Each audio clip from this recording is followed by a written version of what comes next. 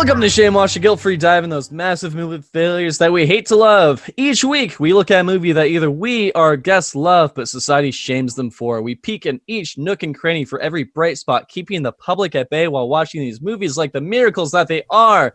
Today, we are being tied up and being constantly persistent to sign a contract as we try and figure out what love is by watching 50 Shades of Grey. I'm James Fight. I just found out the grumpy one. And below me is our editor, who is Aaron Salinas.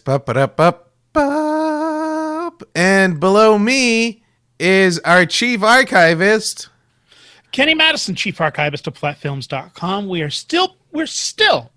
We're still putting out an episode of Shame Watch a week. That's something, my friends, to be very proud of. Give yourselves a round of applause.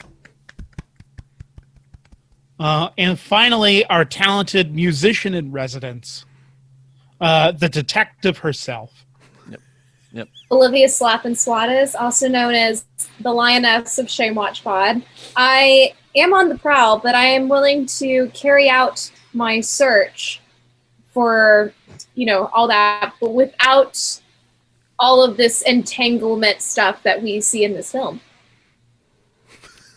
What's possibly wrong with this film? Well, happy birthday to you.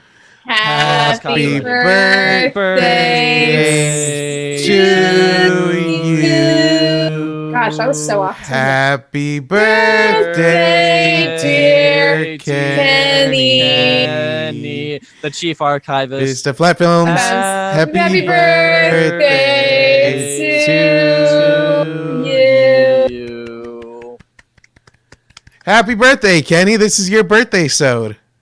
Yeah. This is my birthday, so absolutely. Thank you. Thank you so much. What I'm glad is that James and Aaron sang so much louder than the professional musician. I was a little off key, but, it was all for good fun. I don't know what a key is. I own keys, but that's about it. Do you have keys for a playroom? We're going to touch on that. Okay. We're going to... Oh, my. Go here. Here's my playroom. Enter. Open that door. How is that not a meme? That's my question. How is that not a meme? I don't know. Since to add a bit of context, yes, this is my birthday episode, and we could have talked about anything. I strongly debated if I wanted to talk Star Trek with y'all, but no, I'm saving that. And also, I've already released a Star Trek episode this year. That's true. So I figure that's well-worn territory. So I threw it to a vote to the panel at hand, and it was one of three films that we could have chosen. The first one being Trainwreck with Amy Schumer, which I voted for. Great film. I love that Great film. movie. And also feel a little bit of shame about that because people just don't like Amy Schumer, period, which is weird. I love Trainwreck. The second option is still a secret. I'm not going to tell the panelists what the film is in case that we do it in the future. But the only requisite that was involved there was to watch it with people in their home. And that was a little bit difficult to pull off for logistical reasons that we shan't go into. And the third film, obviously, is the film that we are talking about, a film which I genuinely enjoy, 50 Shades of Grey. That is the movie that was voted upon. That is the movie that I'll be defending today. And before I think we go any further, I think it's critical that we sign the heretofore contract that I prepared in front of us. So, James, if you could go ahead and grab this. I'm just going to hand you this sheet of paper. Okay. All right. Thank you. Thank you. Aaron, just grab this sheet of paper. Here you go. Okay. Hand it to you. Thanks, Great. And Olivia, if you could go ahead, just grab this sheet of paper. There we go. Great. And for people that are listening to the audio version of this podcast, let me just read the contract out to you. The following are the terms of a binding contract between the archivist and the panel. The fundamental purpose of this contract is to allow the panel to explore their feelings about 50 Shades of Grey and their limits safely. The archivist and panel agree and acknowledge that all that occurs under the terms of this contract will be consensual. confidential and subject to the agreement and safety procedures set out in this contract. The panel will agree to any comedy bits deemed fit and pleasurable by the archivist, accepting those bits outlined in hard limits. The panel will not enter into any other podcasting relations with anyone other than the archivist. The panel will watch guilty pleasure movies regularly to maintain their open-mindedness to new perspectives, but from a prescribed list of films provided by the archivist. The panel shall always conduct themselves in a respectful manner to the archivist, and they'll only address him as Sir, Chief Archivist, or such other title as the archivist may direct. The panel may not podcast the archivist without his expressed permission to do so. The safe word yellow will be used to bring to the attention of the archivist that the panel is close to their limit. When the safe word red is spoken, the archivist's action will cease completely and immediately. I have some amendments on page 5. Mm-hmm. There is no mention of genital clamps. Is that correct? Was that just mine? Yeah, let's double the mention of genital clamps. All right, gotcha. Just wanted to make sure that was included. More genital clamps. All right. You wrote a contract. I appreciate the bits. I appreciate So I'm the bits. going to need you to sign that and get Any that back. connection? Oh, the bits. I have one little revision. Yeah. In subsection C, I would very much like to have John Mayer's "Your Body Is a Wonderland" playing in the background. Thank you. Great song. It really is. It is a good song. It slaps. So if you could get that back to me whenever you can, that would be great. Here you go. Already signed. Thank you. Here you go.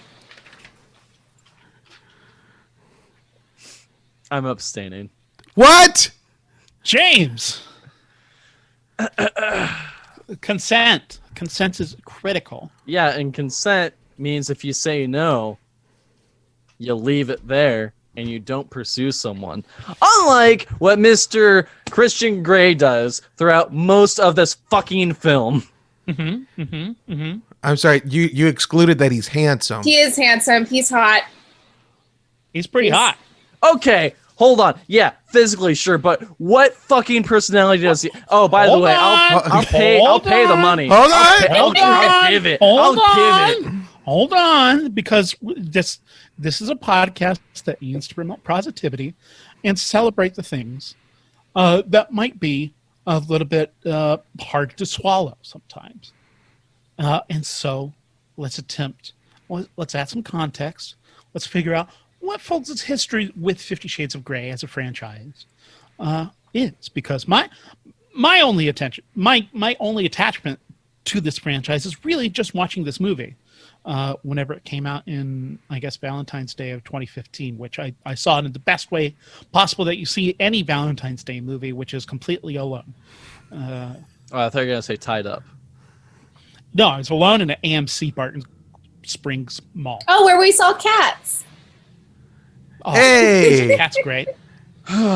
Also, that was an option, but James immediately shot that down. Nothing but You good and I have memories an at agreement. nothing but good memories at AMC Barton Creek. And Nothing with but that good guy memories. that guy that looked like James. Yeah, that 40-year-old that looked exactly like me, but didn't at all. Apparently, Olivia just doesn't look at my No, face I when was we interact. tired. Uh-huh. No, I know where I rank on Olivia's list. Anyway, can you please provide us some context to this? Well, I'm asking you before we get to the context of why someone might feel a little bit of shame, just what people's histories are with the 50 Shades of Grey books, the films, what have you. I have no connection to this. Okay, so you had not read the books, you had not seen this movie before. Correct. Okay. Cool. Aaron, Olivia? So I had not seen this film. The only context I have to this film is I put the Weekend song on my Spotify. That song haunts. That song Slaps. is, I will say the playlist in this whole entire film is great, but had no real desire. I was in a relationship, I think, at the time. I don't think it was a healthy one, but I was in a relationship at the time, and yeah, it just kind of wasn't my cup of tea then. But Yeah, so whenever I saw it on the poll, I was like, not a huge fan of Amy Schumer. Gonna vote for 50 Shades. Finally give me an excuse to watch it. So thank you. Yeah. Also, the slow version of Beyonce's Crazy in Love. Yes. It's so So good. good. It is so good. It's hot. Whew. Olivia? So I actually have seen this movie before.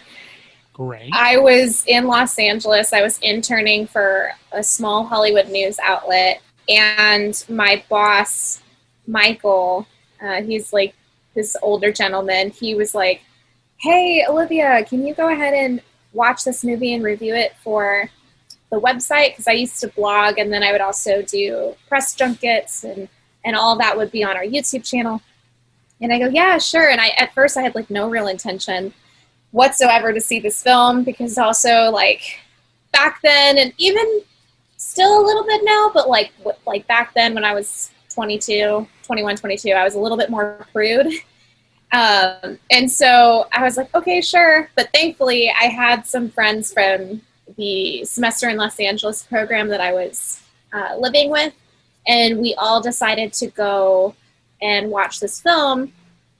And I do remember even though, I don't know why we didn't just order drinks there, but I think to save money, we all shared this thermos of wine, which now in today's days, like sharing a drink like with germs, it's not a good. It's long gone. It's long gone. Yeah, But- that's gone, I mean, yeah. I feel like 50 Shades of Grey would be the perfect movie to watch with a thermos of wine. It was amazing, and actually it was funny because like I remember how it ended, and I remember like certain parts, but I didn't remember like a whole lot. And then I did see the sequel because two of my friends from my job at the TV station I used to work at, we used to work like the overnight shift, and so we thought it would be funny to go to the Whoop and Holler viewing. Mm-hmm. And so I ordered a big margarita, and I was like, I don't even know what's happening. I don't even care. I was just like in my zone in terms of just like laughing my ass off, because it's really something. But I never saw the third movie. Sure. I have not either seen the sequels either. I just saw this movie because I think I just needed to waste time. And I think the Slash Filmcast was going to be covering it. So I wanted to watch the movie so I could listen to the episode, because that's how I watch movies. I watch movies because I want to listen to podcasts, apparently. And I know that the books had been such a huge thing, because I was working at a bookstore at the time whenever those books came out, and they were just everywhere. And it had a quick turnaround, didn't it? The movie from the book? 3-ish years from whenever they were kind of first published here in the U.S. to the time that the movie came out, I think. That's pretty quick. Are we all familiar with the history of 50 Shades of Grey? It was a fanfic of Twilight. Yes. Originally titled Master of the Universe, from author what is it? I gotta get the author name right here. Oh, I turned my phone off. Gotta turn my phone back on. Aaron, cut this out. Okay. You're not gonna cut this out, are you? I might. I don't know. It's up in the air. No, Aaron, keep it in. Okay. No, Aaron, cut this out.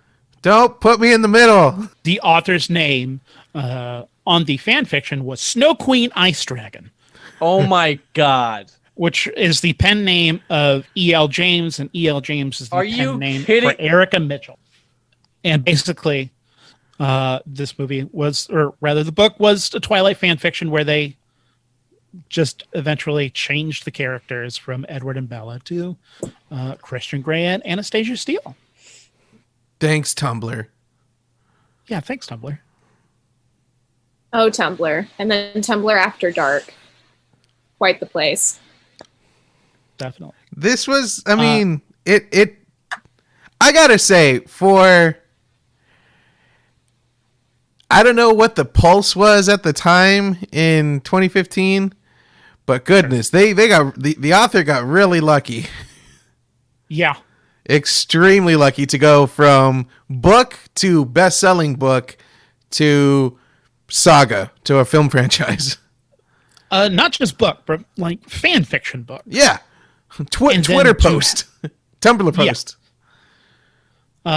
From a fan fiction post to a 3-movie trilogy where she has basically final say on what the movie is.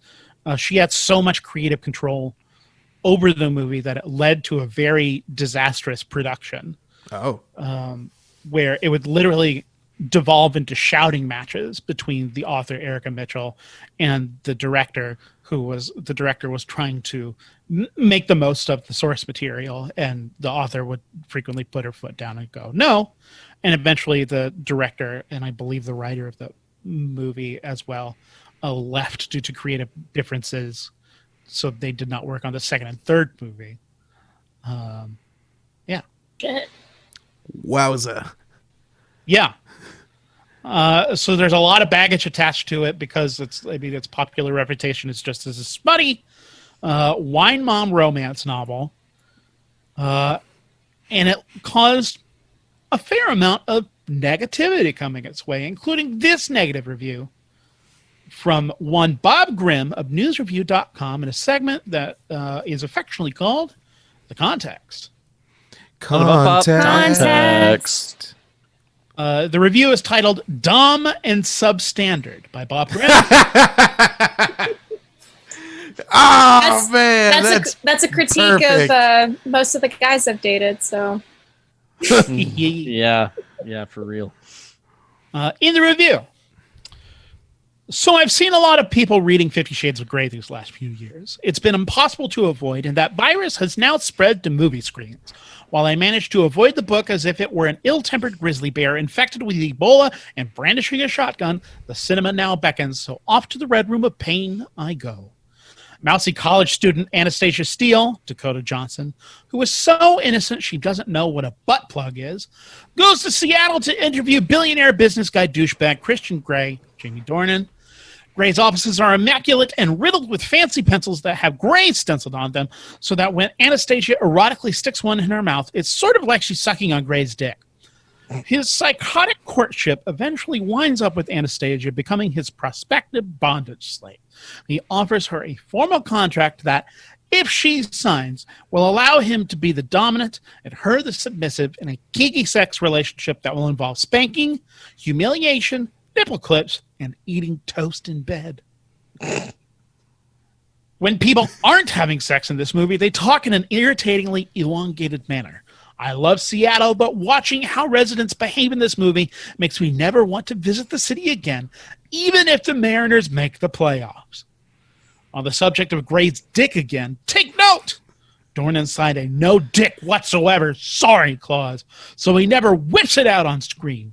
There's plenty of Dornan ass and Dornan chest and Dornan chin scar, but no Dornan dick.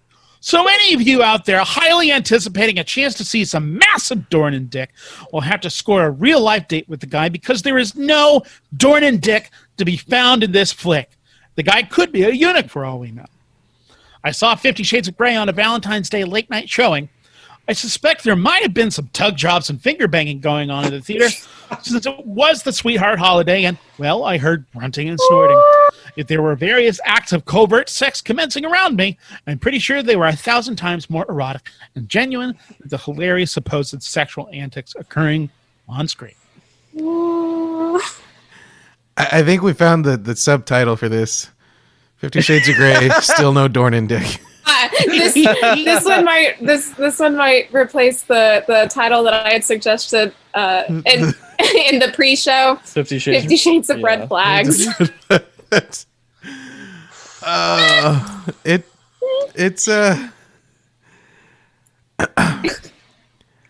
break the ice. Can I break Go the ahead. ice? Or should I go last? We got to save you for last. Because, now granted, I have no conceptions of what you're thinking, but I have a sneaky suspicion that you're coming in just like Herbie, fully loaded. Yes. So I genuinely like this movie. I non-ironically like this movie. I think that this movie is a good movie.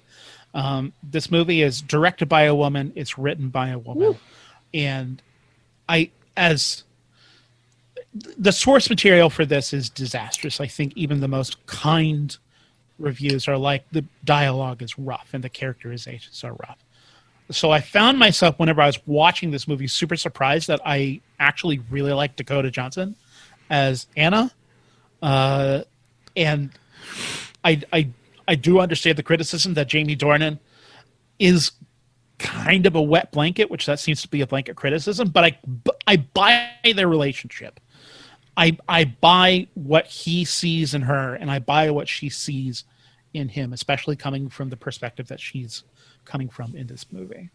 And I like it. And I think that it gets a bad rap because it's a movie about sex in the first place. What do you, Olivia and Aaron, not James. James, you're going to get your own corner. So it might get a bad rap, but I know that millions of women who saw this movie probably got a good whop from watching it. I've been waiting this. Probably. Yeah, probably. Excellent.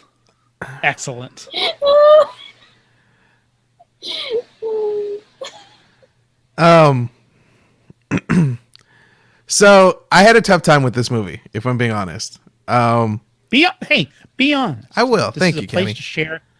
This is a safe space. You have the ability to say no at any time. I appreciate that, and I know I will. Taylor will drive me home whenever I so choose. Yeah. But I get it. And actually, looking at my notes here, it was about halfway down where I wrote, "He's so controlling?" ? This movie is very damaging! ! And then, oh, this movie isn't for me. Which meant like, oh, I understand that I'm not going to get it, but I do appreciate some parts of this film. The soundtrack slaps. The soundtrack straight up Yes. open with Put a Spell on Me. And on top of that, St. Paul and the Broken Bones, which is one of my favorite bands of all time, is actually in this. And I was like, oh, dude, oh, they're rocking St. Paul. And, and it's got, we'll talk about it later. But there was some parts where I was like, I'm a little uncomfortable, but I think it's only because like I'm not that kind of Christian Grey figure. I have a personality and stuff, but Thank you. yeah. So he's a very boring person, and that bugged me. I was like, he's not interesting at all. No, like he's rich though. He's hot. yeah, he's James, save it for the corner, James. Save it for the corner. he is hot, We're gonna unlock the corner soon. All right. but I also feel For the listener, James is just jamming 2 knives into his leg, Ricky Bobby style. don't put them. Oh man. But yeah, and the only real problem I had, because at the end of the day, you know, there was consent, although he was very creepy and there was some stalking involved, which I was not a big fan of. No. And I'm not going to lie, I counted the misdemeanors in here. He's at least going to be serving 3 to 5 minimum, or at least 1,400 hours of community service. But But as we've learned in the last 4 years, if you're rich, you can get And if you're away with white. That's true. exactly. Yeah, white, yeah. So it. Yeah, and Christian Grey is white. the only real hiccup I was like, they didn't answer that, is she graduates from Washington State University while he lives in Seattle. That's a far distance to just drive there. And that bugged me from the very start, that they're just making this quick trip. Like in her little VW Bug that she just drove out to Seattle, it's not going to make it. That's at least a 3-hour drive. Yeah. That was my only real hiccup, because I mean, at the end of the day, she did consent, but it was very creepy and it was very weird. Was not a fan of that. And I'm not gonna lie, not to give you all a sneak peek into my love life, but I'm not a very dominating figure, only because I'm kind of a big fella as it is. So I don't want to hurt people. My parents didn't let me join Pop Warner because they said I could hurt people because they were smaller than me. So I don't want to hurt people. So when he's like beating her with the belt, I was like, I don't like this. And yeah, it kind of, but some of the stuff, not gonna lie, kind of hot. But I do agree with you there. like I'm not gonna lie, that lip line was pretty smooth. The one about biting the lip. Yeah, I want to bite that lip so bad. I was like, that came out of nowhere. Like, we didn't even get an egg white delight from McDonald's. What's going on here? The moment after they first consummated, I think Christian is playing the piano, and she walks over to him and just kind of straddles him, and then he instantly picks her up and takes her back to the bedroom. Yeah. While she's sitting on him. And it's all done in a wide shot. It's so hot. It was really hot. It was. I liked all the rope stuff. That was. You get your own corner. Yeah, James, you get your own corner. This is. I haven't even talked yet, so. I'm curious about a female perspective on this, because the whole time I was like, "Oh, I do not like this."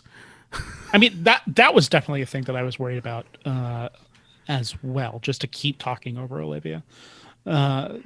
Because while choosing the review for the Rotten Tomatoes, or while choosing the review to read on the podcast, something that I noticed a bunch was that Rotten Tomatoes is just littered with dude film critics who are all like, this is silly, this is dumb, this is silly. And then there were a lot more female critics that I saw were like, this is actually good. Is it great?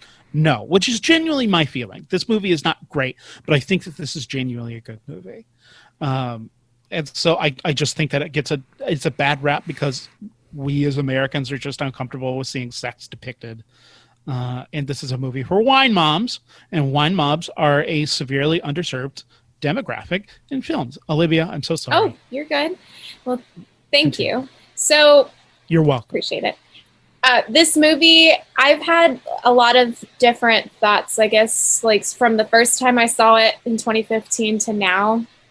I mean, when I saw it the first time, I'm like, oh God, this movie is so stupid. Like, you know, my mom actually read the books, and I was like, okay.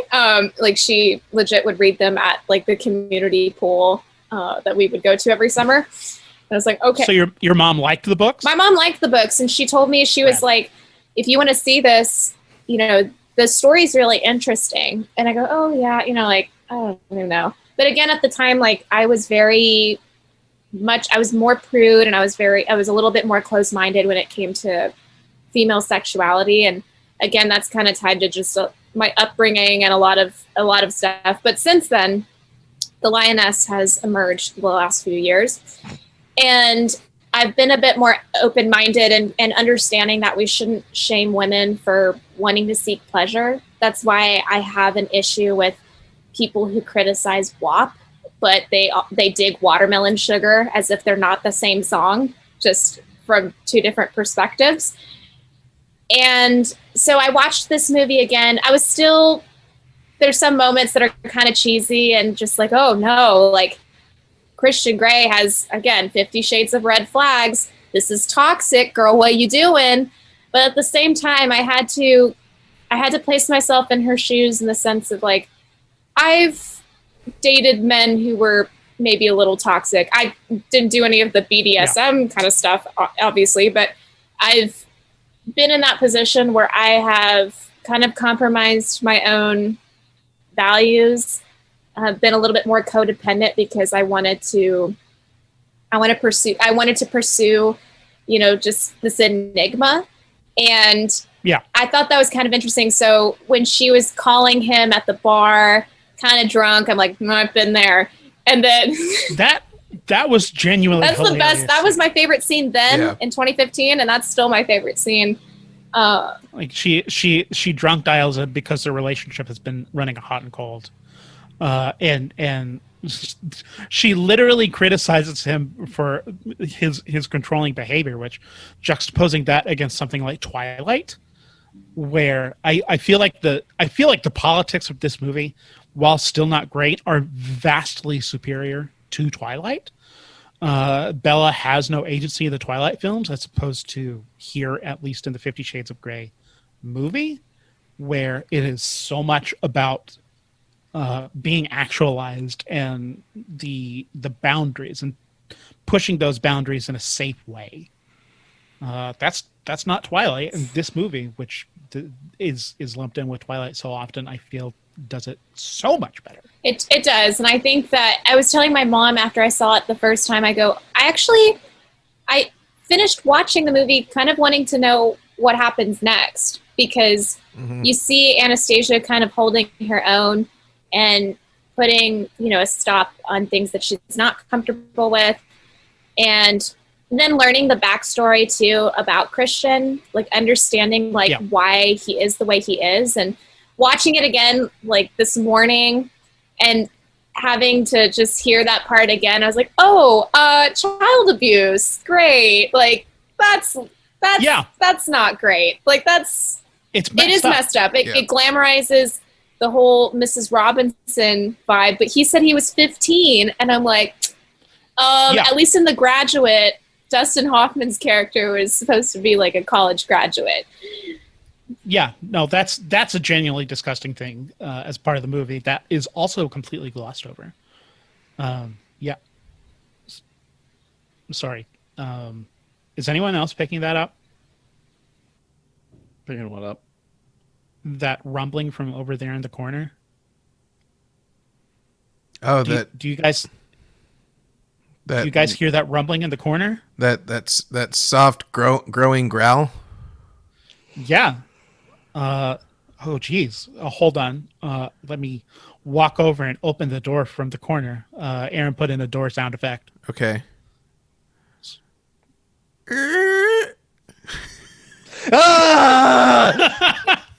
I hate this movie so much. I will pay $30. I don't care. This was the hottest garbage I've ever seen in my life. But you admit it's hot. We've watched so many worse movies. No. Yes, Aaron, some scenes were hot. Like when they tied up, that was great. I'm a big fan of that.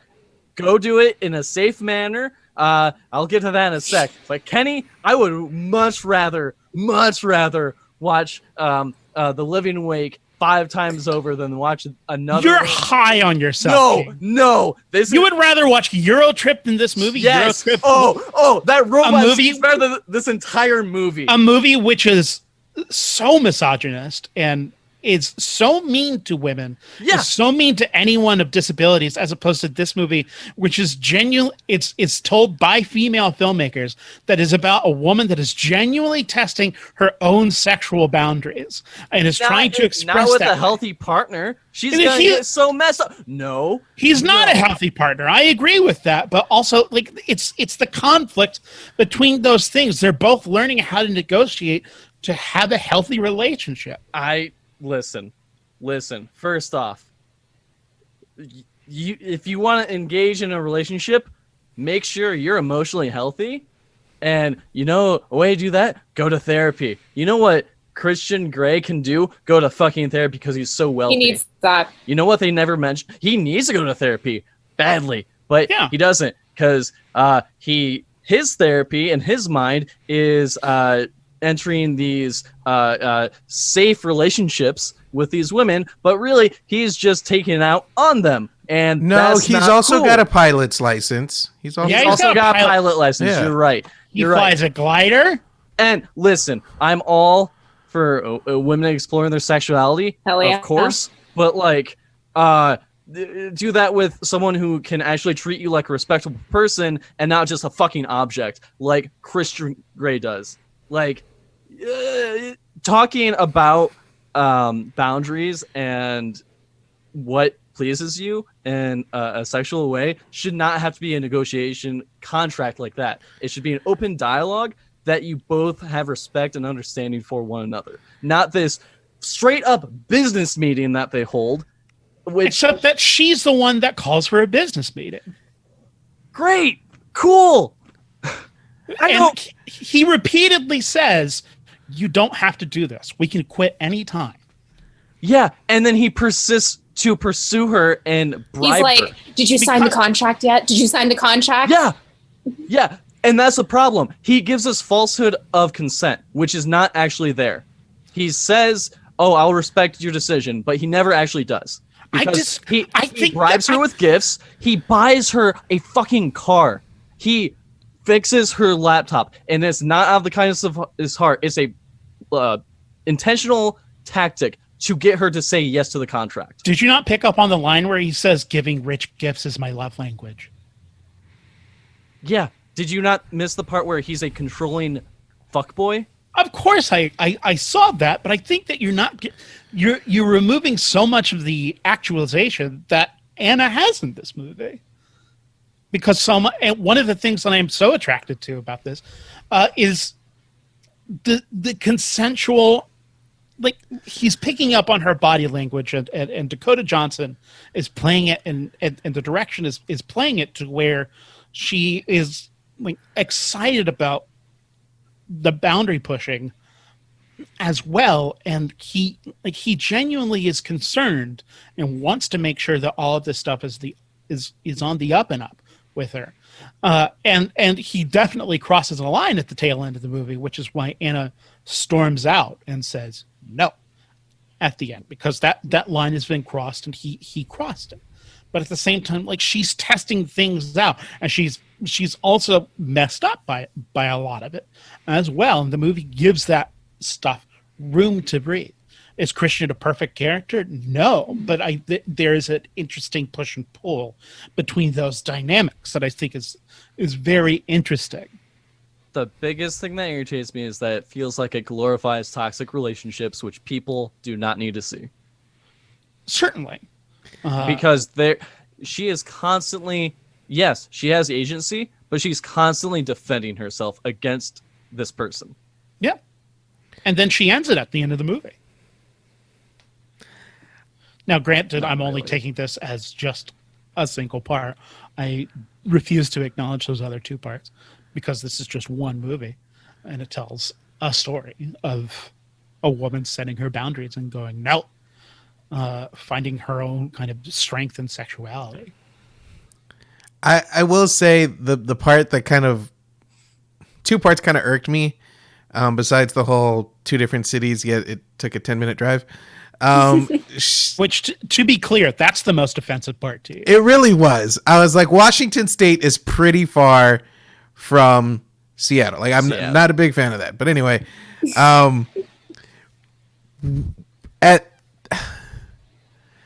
at the end when she says no, and he's kind of stopped in his tracks, it kind of comes off. And what I will say is kind of tricky about this is I saw this post Me Too.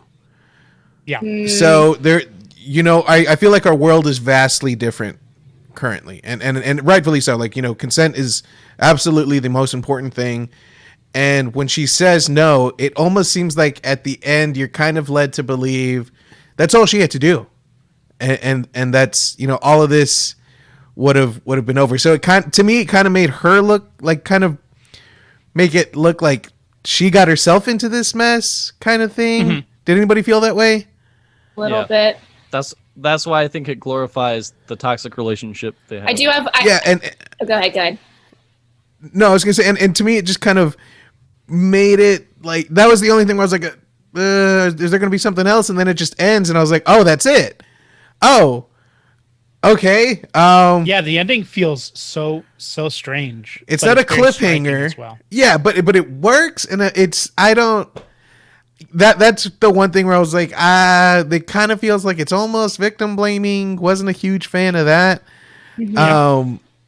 And the sexual abuse, of course, like that just kind of. And emotional abuse. Oh, yeah. Right, yeah.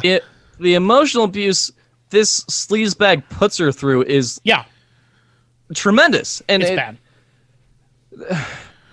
I hate this. I hate this with every fiber of my being. I'm also worried because I also have this tendency to stick up for things that I think are vastly underrated. And I'm worried I'm compromising my morality in favor of just trying to be arbitrary and different. But I'm just thinking about this movie and what it also represents, which is especially in American society, the fact that this was a blockbuster and this is a movie that shows pubic hair, which I don't know.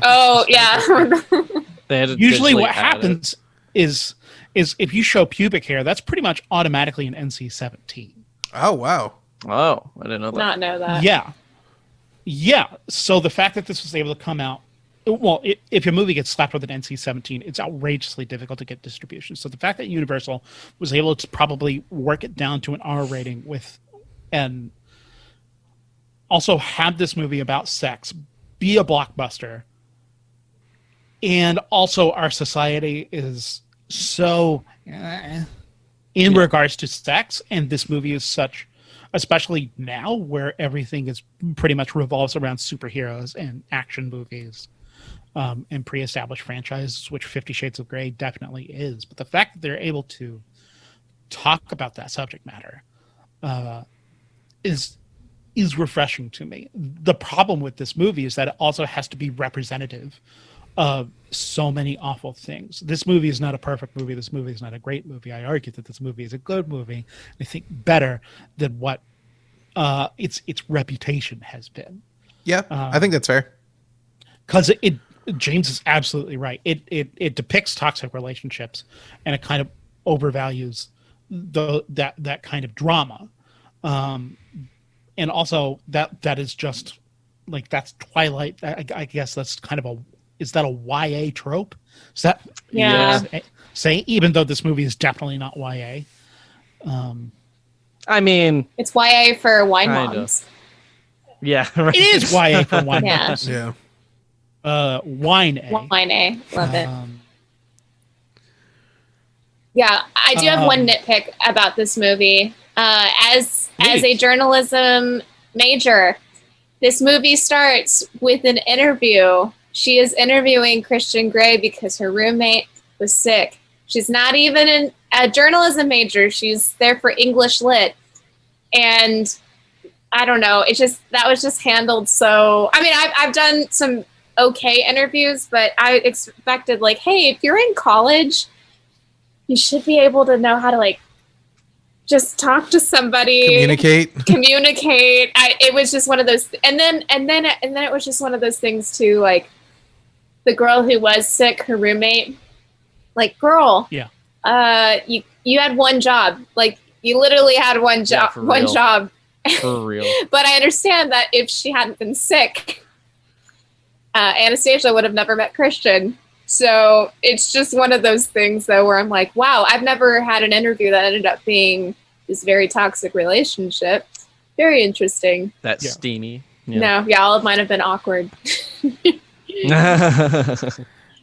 I will say the thing that stuck out to me is, as we all know in America, Herc and I were actually talking about this, if there's a warning label or a contract, there was usually a reason that got it to there. So does Christian Grey has a case? Does he have a case on him? Is he a sexual offender? Probably. That's an extensive contract. Yeah. I don't know. I don't remember the second movie too much. You shouldn't. I'm gonna say this. You shouldn't have to sign a contract to have sex with someone. Just talk to them like a person, and understand both your boundaries there, and don't play with their emotions. I really hate Christian Grey. That's what it boils down to. I hate what he stands for, and I hate that most quote-unquote men are like that and see this guy as a cool guy. He's not cool. And will celebrate him. I know he's not cool. He's a piece of shit. Yeah, no, it sucks because, like, his aesthetic in terms of, like, the clean-cut vibe, I mean, that is kind of around my type, but not the disrespectful, like, toxic, misogynistic vibes. So it kind of sucks. Like, men, if you're gonna look classy like that, act classy, be respectful to women. It is not hard. We've talked about this on multiple episodes. I love that you like to take care of yourself, but really don't just... Yeah, be like Bill Hader in Trainwreck. Yes. Bill Hader's great. Good person. I love him in Trainwreck. But we're not talking about Trainwreck. We're talking about 50 Shades of Grey. The greatest film of all time. I'm going to die on this hill. Okay. Sorry, buddy. This is the greatest film. I'll be on the opposite hill. There's no better film. Yeah, the two hills. Bowling Green, yeah. That's right. I'll show y'all. We saw a lot of Dakota Johnson's hills in this movie. Oh my god! And I was genuinely upset by the lack of Dorn and Dick because it's a completely false. So one-sided. There was that one shot where you can kind of see like his like pubic hair, and then that was it. I'm like, Yeah, there's like I'm like, there's they spent no peen. And then you saw more Mhm. Ben Affleck in Gone Girl in that shower scene than you did of Jamie Dornan. So yeah. It's like if you're gonna make If a you're sex gonna. movie, Yeah. show some dick. 'Cause, Show dick. Like, Show dick. people want to see dick, and that just adds to this fucking film and how they just show Anastasia as an object because And also, how Christian sees her. Yeah. it's totally one-sided. And also, the MPAA has a disgusting thing where they are super uncomfortable with having men be objectified, or rather, showing men's genitals. There's a thing that I read back in college in my movies and masculinity class that talked about the melodramatic penis. Run with me on this one. This was No. an academic paper. I'm on board. Which says that anytime that a penis is shown, it's either completely changes the game or is a huge punchline. Like I'm thinking of Walk Hard, where there's a huge laugh line because Dewey is talking to a dude and all you see of the other dude is a penis. I'm thinking of Forgetting Sarah Marshall, I was just about to bring that one. Yeah. where Jason Segel shows his penis and it's a huge laugh line.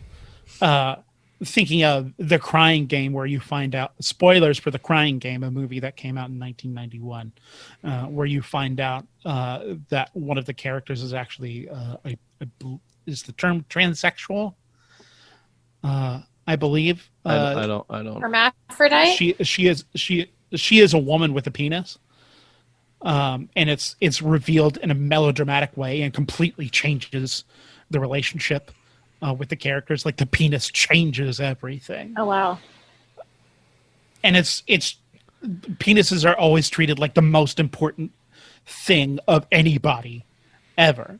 And so the MPAA has a really uncomfortable relationship with just showing a penis. Does that justify it? No, it's gross and a bad double standard because you can have these long lingering shots of Dakota Johnson. You see pretty much everything, and that's fine, but you can't show Some Dornan penis. dick. Although I mean, as the review that I read earlier stipulates that Jamie Dornan signed a clause, which he's definitely welcome to do that and not show his genitals for the titillation of other people, but at the same time, Yeah, but did Dakota Johnson get the same? yeah, it's a gross double Hate standard. that. You know, it's funny. So, did y'all know that Charlie Hunnam was supposed to be Christian Grey Oh, from Sons that's on right. Yeah. Now that you meant, I remember he was supposed to do that. He was also in the talks for The Flash, which they were kind of like making contributions of like, that's funny. I wonder if he's going to flash us in 50 Shades. I remember that. Yeah. Yeah. Think that, I mean, Jamie Dornan is not great in this movie, but I think Charlie Hunnam might have been worse. Yeah, like there was a lot of like backlash because I guess in a lot of the readers' minds, they pictured somebody who would look like Jamie Dornan, and that's kind of having not read the books. It's kind of who I kind of pictured as well. Yeah.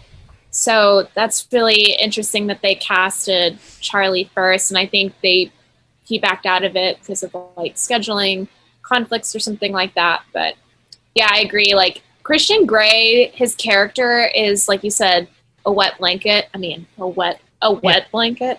But I don't know. I don't know what she saw in him besides the fact that he's rich and all of that. And ripped. But at the same time, like I said earlier, like I had to kind of give her character a little bit of grace because I've been in that situation where you kind of overlook some of those character flaws because you're so encompassed with like what's in front of you and like the possibility.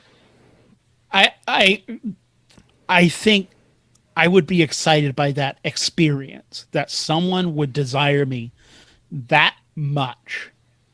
And to me, seems to be making sure that I am along for the ride at all times. And is on the surface. Yeah, because he definitely has issues for sure. And that to me is very exciting. I can see the fantasy aspects of that. I can buy into that. Is the performance there? No, but I'm making the buy-in. I'm making the buy-in. I mean, yeah, like being sought after like that is definitely feels nice and can be very like drug-like. But like this movie should have been a horror movie because what he's doing is horrific. It is. And if they framed it in a better way instead of like, this is what love is, look at it, it should have been a horror like, this is what men can do because they're terrible. Yeah, and I will kind of backing up with what Olivia is saying. You know, I do have to give her a little bit of grace because chances are this is her first adult relationship. Mm-hmm. And at that point, you know, 21, 22, you don't know what love is and you don't know what passion is. Yep. And you kind of, you know, combine the two and sometimes they're not. And, you know, you don't want to, you know, you're also exploring at the same time. So I totally understand. Now, I will say if the sequels turn it into a thing where she becomes in control, that's the only way I think you can go from here. Like where here's the dominating, you know, machismo style, and then she becomes like, no, I'm in control, and then he learns to like it, and then they build a relationship that way. Okay, but like at the same time, like, yeah, like I have to give her a little bit of grace because I was, you know, I didn't know how to love or what my love is, and you know, I'm still growing and learning. I don't know, you know, how, you know, what I want and, you know, how to effectively communicate that to a partner. It's tricky, but at the same time, I do see where James is coming from. It is a very, especially from a male perspective, you know, a left-leaning male especially, I think we all got, like, I'm uncomfortable. This woman hasn't fully consent. I haven't heard yes, I think is what made a lot of us feel uncomfortable, because heard no yeses, and that's still a no.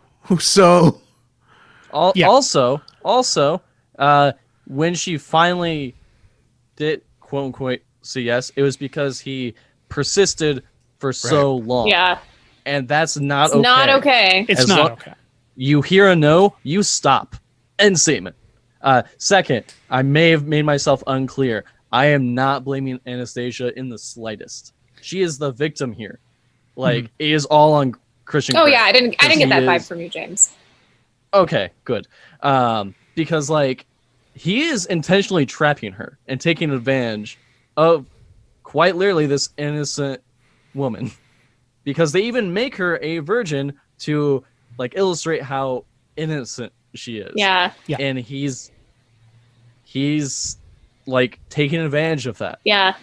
And that's why I'm so angry and I hate this movie. All the things that you're saying are correct. End Yes. statement. you. That's the end of the podcast. Thank you for coming. Next week. Dorn and Dick. Hey, Dorn and Dick, get it. I all of that stuff that you're saying is correct. I think I'm giving this way more slack because this is not a movie that is made by men. This is a movie that is made by women for women as well. Now, granted, since I'm coming in with my high white dude over here, so I'm coming in and going, but how would the target audience picture that? So what I could be saying could just be completely tone deaf. And I think that it would also rub me the wrong way if this was directed by a man or written by a man. Because then it becomes a genuine problem, because the gaze is no longer through the lens of a woman director and a woman writer. It's now through someone that is definitely ogling. But because it's women that are in charge of this, that means that all of the decisions that are, or to be safe, a majority of the decisions, not necessarily all of them, but a majority of the decisions are made with intent by women that are crafting something that is for a female audience.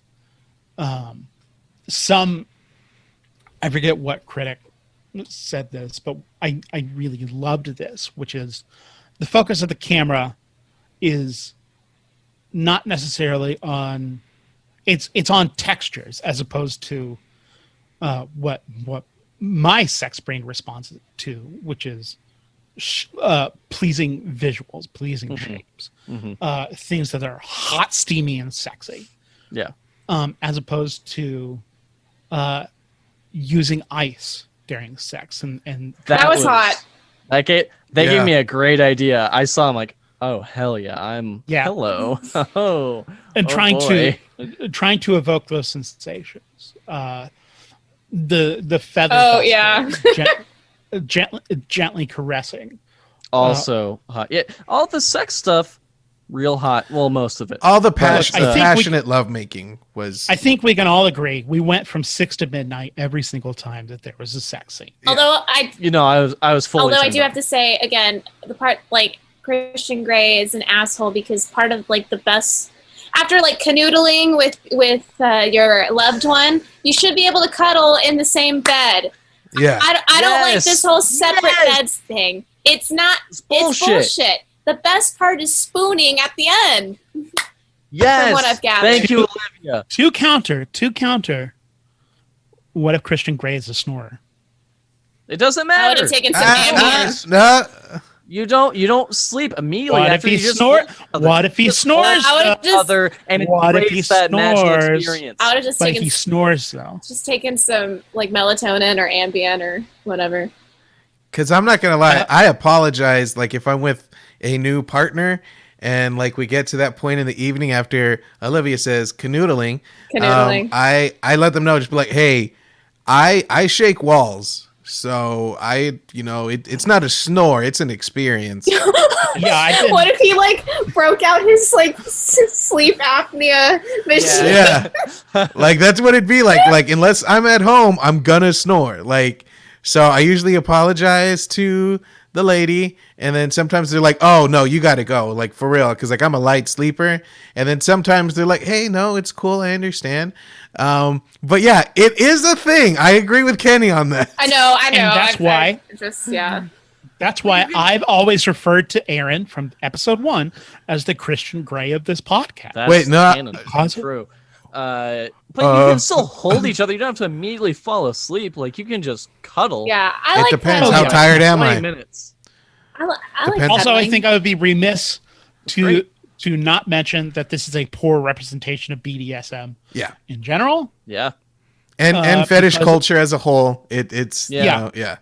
That's the other thing that angers me. Because like I like tying people up and being tied up. It's really fun. But like they make it like this, ooh, it's this mystical thing, and I can only do it because I'm in pain. It's like To clarify for the listener, James is currently doing this episode and really all of our episodes before in a gimp suit. Like he Yeah. does it every Oh, single yeah. week. oh I have Which- to be I mean confident. that do-rag he has, Yeah. like the headband is actually a blindfold.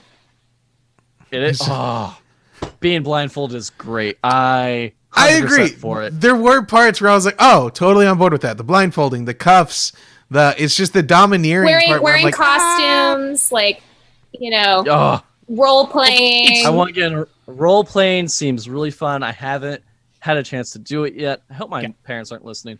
But it seems fun, but no one's game just yet. The thirst is real, my friend. Oh, I know. I'm right there with you. But because, like, again, it goes back to Christian is a broken person, and he's Yes. trying to fix himself through these actions, which you should not do. No. You should not try and No. have anyone fix you. You have to fix yourself, and part of that is going to therapy. I'm gonna keep saying that until I die, because like that's how you do it. And I think that's another reason why this movie really angers me, is because that whole culture, like Aaron was saying, like they don't do it justice. I really hate this movie, Kenny. I mean, I'm that's sorry. the burden of represent. No, please have your own feelings. We don't shame anyone for having feelings. Yes. I'm so glad to have this conversation as well, because I think this movie gets a bad rap, and also you're raising the right points, because Yeah. I certainly can't fight any of those points. They're all correct points. I just think that because the pencil is in someone is in the hand of the demographic that it's meant for, I think it means something different because this is a fantasy. This is a fantasy. This is a fantasy of someone being dominated in the way that they want to dominate themselves, that they want to be dominated by.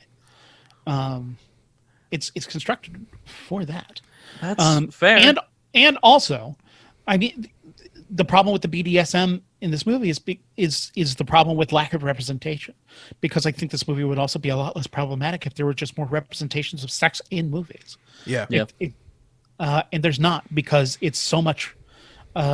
It's looked upon so much more fondly in American society for someone to take a machine gun and mow down hundreds of nameless, faceless bodies. Yeah. But showing ending lives, but showing two people engage in consensual sex, regardless of this movie, for so many people is so much.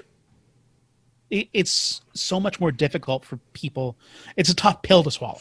Mm-hmm. For them, they're so much more uncomfortable with seeing a tuft of pubic hair than Sylvester. Which, by the way, is natural. Like, we as women, like, have our own preferences. You know, we should not shame whether or not they choose to wax or trim or whatever regarding that area, because we already get enough shit for it. I'm just going to say that. Yeah. Yeah. I think it's safe to say, and put this on a t-shirt, we stand pubic hair. I'll add it to our merch ideas spreadsheet. Kenny, I think you do bring up some good points, because if we've just had the conversation in film previously of just like, hey, it's fine to have sex, like it's a perfectly natural thing, then this movie wouldn't have been such a big deal. I do okay, so I might be shooting myself in the foot, and this might be a hot take, but I think because it is a fantasy and it is something that is, you know, I'm not going to say impossible, but it is something that is highly unlikely, but it is a fantasy. It's kind of the same way that we can appreciate Demolition Man. Like, that society won't happen. That's not something that is, you know, Law and Order won't end up like that, you know, although we could learn some lessons from it if we're being real. And we can eliminate all the restaurants and just replace them. We all have the 3 seashells. And we can get rid. Exactly. I was just going to say that. Like, we can't do that. So, like, I mean, if we can be okay with, you know, like Kenny said, Sylvester Stallone coming in and mowing down thousands of people, then I have a tough time saying that, you know, this fantasy is just too much. Because, like, some people are into this thing. Like, some people want this idea of being, you know, taken over and being, you know, dominated, and you know what, that's your cup of tea, dog. That's your thing, you like it, that's fair. This obviously I almost said ovulate, this obviously struck a chord with a good portion of the American population, because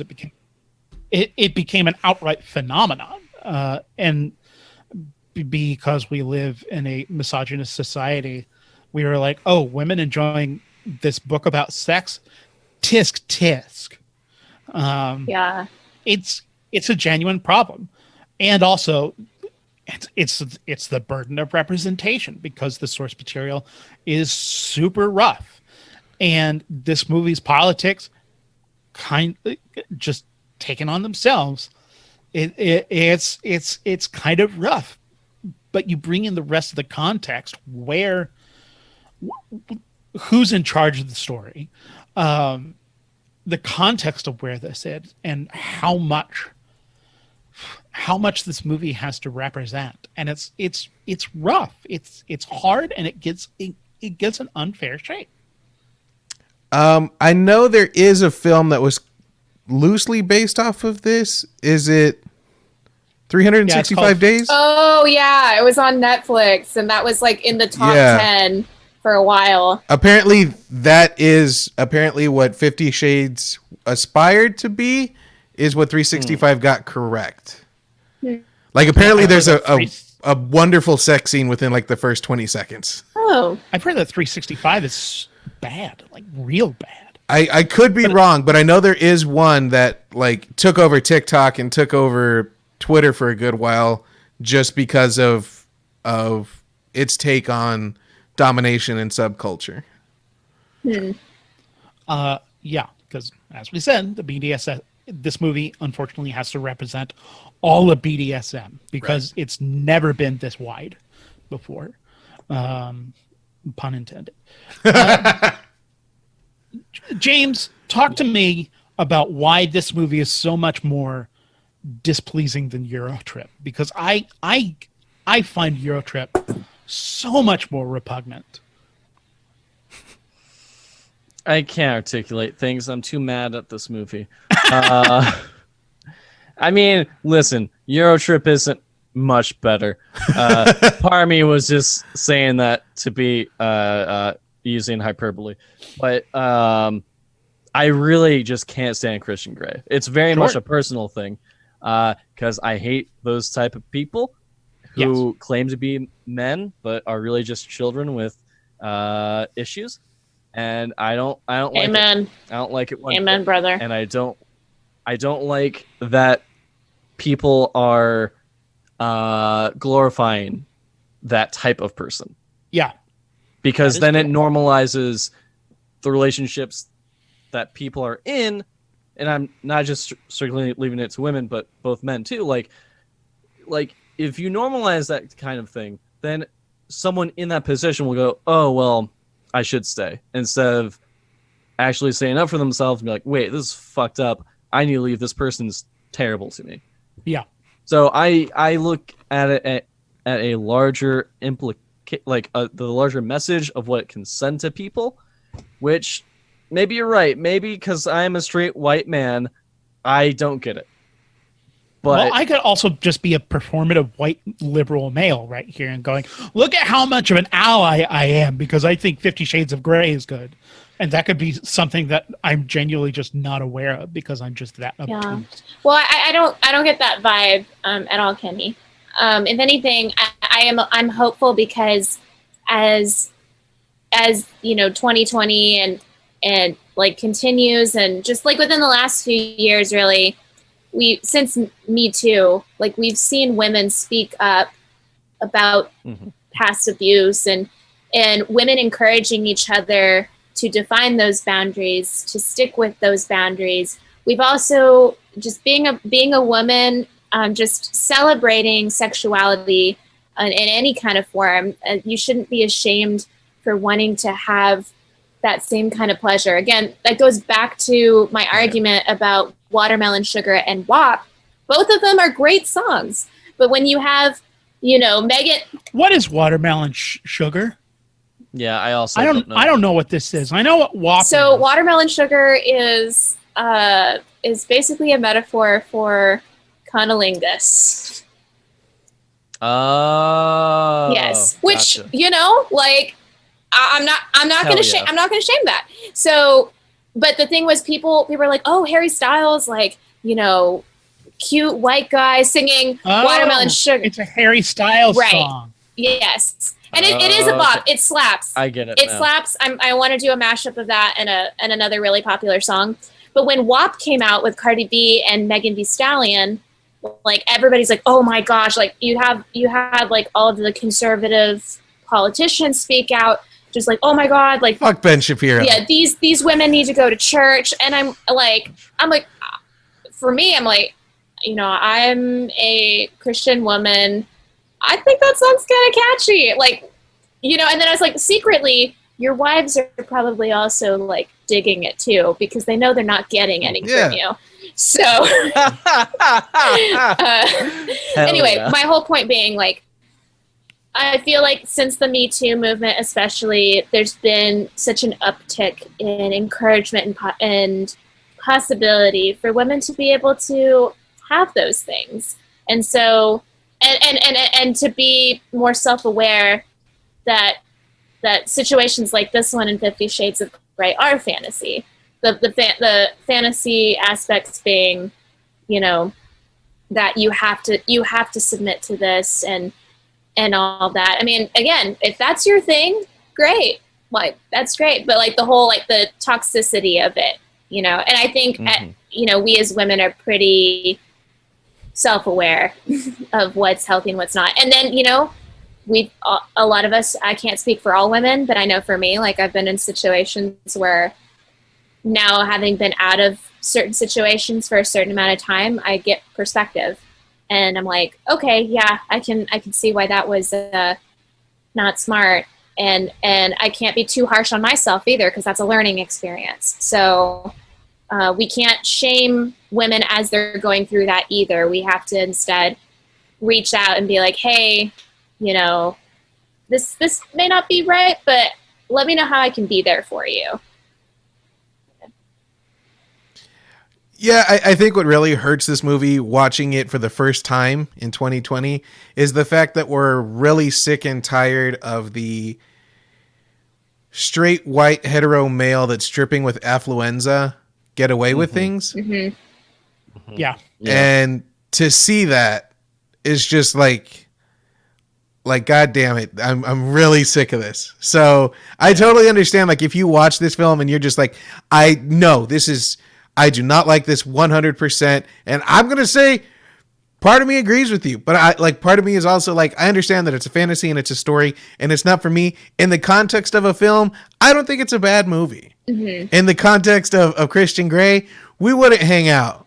Like, I was really hoping whenever he's like, you want to see my playroom, and like he like unlocks it, like I was going to see Funko Pops and like steel Blu-rays. Like, I was really hoping for that. But honestly, that might be worse, because he's just indicating that he might be, a person that does like Blu-rays and Funko Pops, they might be a secret misogynist. You're not wrong.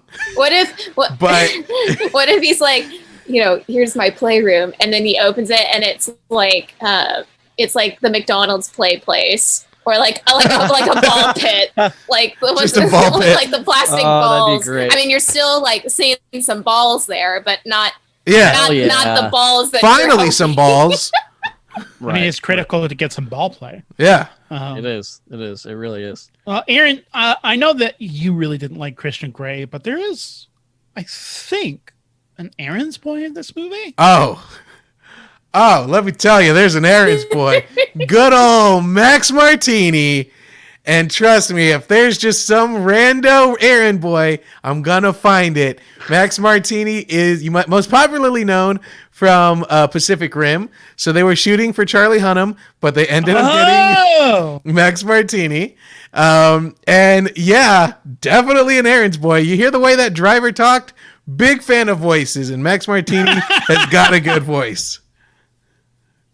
Oh, good. If he could narrate my navigation, I'd totally be cool with it. Hell yeah. And there was also Marcia Harden. Oh yeah, Marcia Gay Harden. Yep. Yes. Yeah, Marcia Harden. Love her. Queen. She's wonderful. But yeah, Max Martini, he might have had 20 lines the whole movie. Still a big fan. So we've got two Aaron's boys, one being Max Martini and the other one being Marcia Gay Harden. Yep, both great voices. Both great voices. Excellent. Well, let's see what the voices are from the critical consensus by playing the podcast's fourth favorite game, Rotten Tomatoes game. The Rotten Tomatoes game is based off of the website Rotten Tomatoes, a film review aggregator that takes all submitted film reviews, averages them out by a pass-fail system, then assigns a percentage on how many people might think a movie is either fresh or rotten. This is not a score that a film is X% good. It is only a score of how many people liked it. Going to be asking for two numbers, and our panelists will have to guess what the percentage is without going under. Starting with the critical score out of 280 critical scores.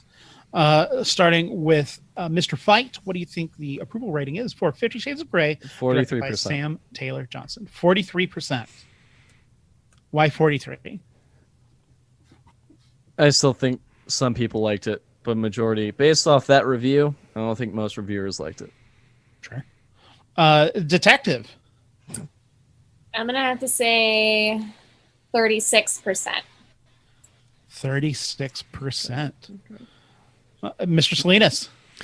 I did not think I was going to be the optimistic one. I'm going to say 72. I think it's not a bad movie. It's got a slapping soundtrack.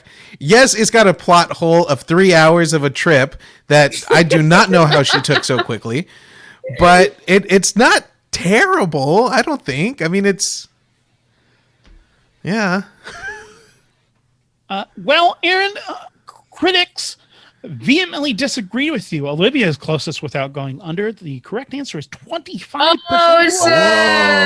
Oh yeah, Olivia, nice. Whoa.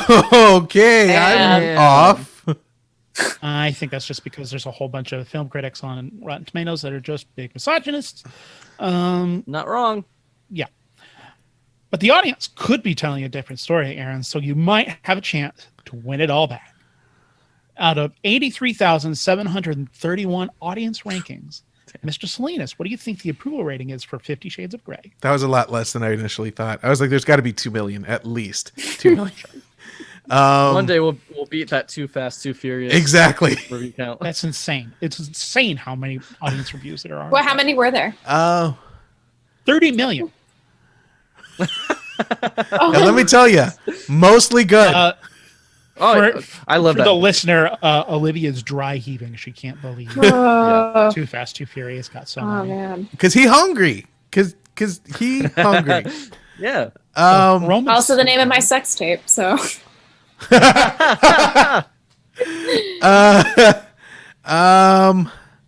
I'm gonna say, I'll say 75. 75%. Now, Aaron, that's higher than your previous number. Did you know that? Yeah, because I think more people, I think the general audience liked it. But I also think they were the same that was like, no, she was enjoying that sex. Not a big fan of that. That's all I got to say about that. Right Only there. man can enjoy the sex. Yeah. Mhm. Was that a smile while they were doing it? Not a fan. Not a fan. I hope that there was one redneck that was doing that the entire time. Just This Mystery sex is lasting way too long. Just got up and Unrealistic. he's like, I'll be damned if I'm going to watch a woman smile during sex. fuck that. You're not supposed to put your mouth on a woman's pussy. Oh, I love it when Kenny goes blue. It's so rare, but it's so at the right time. Speaking of the right time, Detective, this is the right time for you to put in your guess for the audience ranking for 50 Shades of Grey. So there's only one score that I feel like would be fitting. 69. Damn it. A gamble. I'm A waiting gamble for a for Blockbuster 69 scene. That's what the people want. That's what we need. The burden of representation needs to be on a movie that is successfully depicting a 69. They It's- almost did yeah. it in American Pie, Book of Love, I think. No, that's Book of Life, produced by Guillermo del Toro. You're right. Thank you. Not Thank the you. Tree of Yeah, yeah. Life? I forgot. No. We broke Kenny. I love a good Book of Life joke. Is there any? Yeah, is the now. one that you just said. I'll take it. Mr. Fight. 86%. 86%. Oh, whoa! Dang. People love Whoa. this movie. People love this movie. Wow. Well, James, the audience also vehemently disagrees with you. Olivia, once again, is closest without going under. The correct answer is 41%. Oh, But man. there's 3 of them. How There's 3 movies. man, you know what? It's fitting that the Lioness got this correct both times. That is true. Yeah. You know? You're in tune with Yes. it. Yes, I am. Absolutely. And Wait, before we go, what's the box office for this? Oh, do we want to make this into a guessing game? I'm gonna guess Shit. it was 45 million. domestic or like both domestic and international? Global. Okay. Domestic. I'm going to say this is like Avengers So this is just going to be... Endgame, and I'm going to say like 600 million. James says 40 million. Olivia says 600 million, which I don't know if you know that. But this is different. And this is just for domestic. Oh, I Yeah. thought this was domestic and global. No, sorry. I'm going. Oh, I'm doing like full. Okay. So If we're doing full, then I'll go. I'll up it to 120. 120.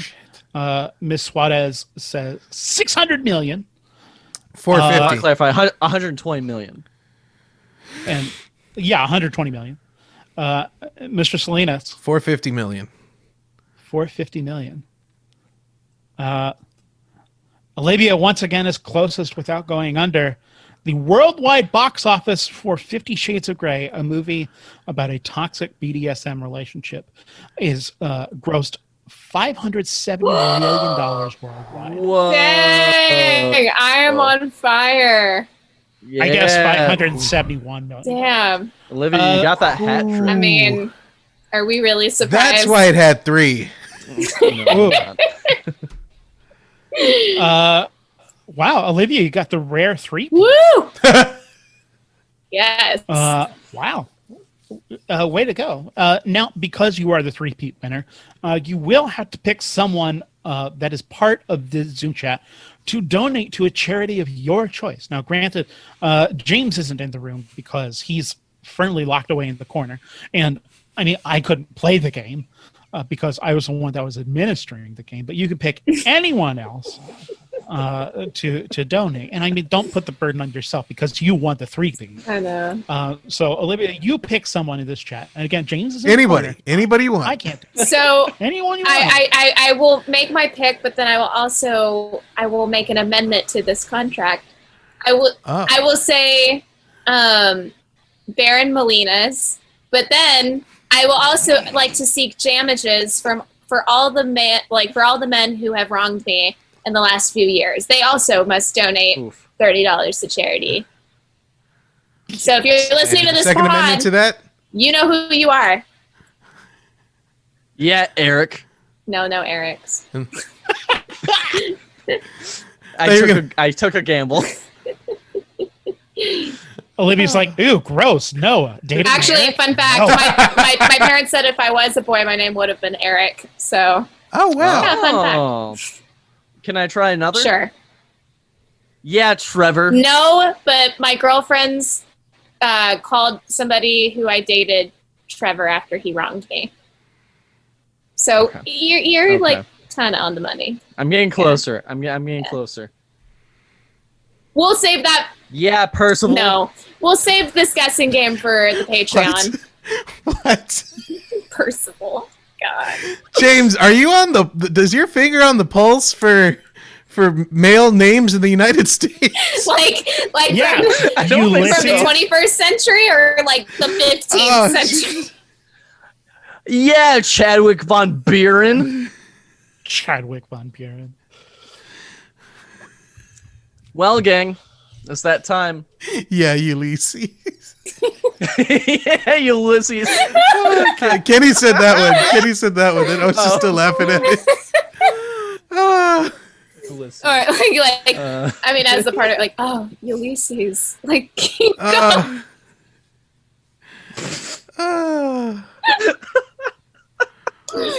Well, that's been our episode of Shame Watch. Thank you to Denise Hudson for our rockin' theme song and to James Garcia for our artwork. Don't forget to rate, review, and subscribe to Shame Watch on Spotify, Apple Podcasts, and wherever podcasts are found. Do you have suggestions, questions, comments, general tomfoolery you want to contribute to the pod? Send it our way. Visit us on Instagram, Twitter, or Facebook at ShameWatchPod so we can talk with you. Finally, you can contribute to our Patreon at patreon.com/ShameWatch. It does cost money to put out superb content like this pod, so even a $1 donation can make a huge difference. Now, it's everyone's favorite time where I quiz people. Rapid fire. Aaron, what's our $10 level? Fun stuff. Go. Perfect. Olivia, what's our $7 Behind the level? scenes. Perfect. Kenny, what's our $5 level? Hot, sexy bits. Great. And at the $2 level, you get our exclusive commentaries, marathon episodes, and Shame Watch TV. And Your cat's episode is finally dropping this month. Yes, James? Yep. it is, yes. Oh, It so is. excited. I did a solo commentary on cats. You get to Is I'm this so like the excited. butthole version, or like the ones where they had to like add? I don't know. They still had human hands. Oh God. I got one with human hands, and I make y'all know. It's a wild time. I honestly don't remember it. I went in sort of blackout haze I'm so of excited. hate. I'm so gonna excited. hit play on that. Kenny, you'll like this. I prefer Cats to this movie. And on that, I will start reading the names of the patrons. Wait. You're good with rope. Were you in the podcast? I'm going to save mine till the end because I have one. But I want to see if anyone else took it. Wait. Kenny. 50 Shades of Pods. That's good too. Starting with Kenny Madison, Aaron O. Salinas. Wait. Wait, James, you're going too fast. Wait. Yeah, you're right. I'm sorry. Wait. I don't make love. I pod. Hard. Damn it! You stole mine, Olivia. You stole it. I sat on it and I was waiting until the end because it was a good one. You read my mind. Now she's doing her victory dance. All right, I'll start this over. Kenny Madison Of Austin, Texas. Aaron O. Salinas Of Austin, Texas. Gene Fight, Bowling Green, Ohio. Alan Smith, Of Leander, Texas. Oh, wait. Mr. Smith, Alan, has a correction that he submitted to us. Oh, Is he not in Leander? He has issues with something that we said on the podcast. James, can you give me permission to share my screen? oh, yeah. Because I have an audio clip. It'll be to play. consensual, right? Uh-oh. Yeah. Okay. You should be able to now. Okay. Were you just waiting until we said Alan's name to Yeah. do this? Okay. Absolutely. Whatever it is, Alan, I'm sorry. I got to stop this share because I have to share computer sound as well. Yes, that's correct. Beep, beep, bink. Here we go.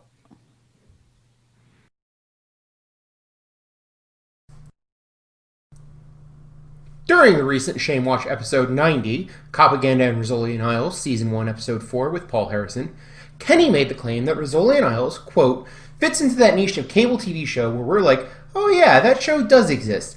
And then anytime that you look at it on Wikipedia, you're like, how did this get 11 seasons? I've never seen a single episode of this. I have no problem with the existence of this category, nor with the categorization of Rizzoli and Isles into this group. However, Kenny's first example of this category is White Collar, and I will not stand for this slander. White Collar only had 5.5 seasons before getting canceled. Apparently, shooting on location in downtown Manhattan is expensive and unsustainable.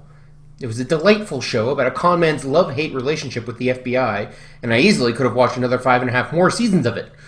So to answer Aaron's follow-up question of, who's watching this? Me, Alan Smith, of Leander, Texas. Thank you for your time.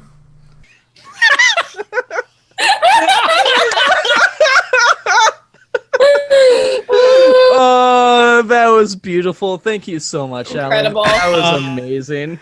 I, for one, take this as a personal attack from you, Alan. How dare you try and correct us? We do our research. We know what we're talking about. Therefore, you've just declared We war. pod on us.